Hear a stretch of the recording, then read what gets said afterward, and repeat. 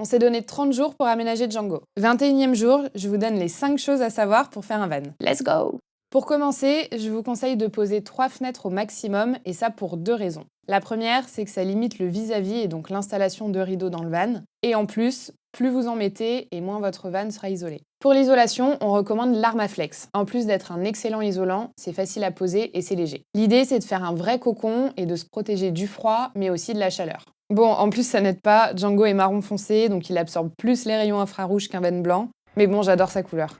Un autre point important si vous voulez prendre plaisir à vivre dans un van, c'est de privilégier votre confort. On a installé un vrai lit qu'on peut replier en moins de 20 secondes en canapé. En plus, on n'a pas besoin de sortir dehors pour la conversion et on pourra dormir sur un vrai matelas comme à la maison. Toujours pour notre confort, on a équipé Django d'un frigo connecté, de prises pour charger les téléphones, d'un robinet électrique et de la lumière. Et surtout, le bonus, c'est notre résistance pour se doucher avec de l'eau chaude. Dernier conseil, prenez votre temps pour l'aménagement. Il vaut mieux avoir tout en tête avant de se lancer dans le bricolage. Ça vous fera gagner du temps et de l'argent. N'hésitez pas, vous aussi, à partager vos conseils dans les commentaires. Abonnez-vous!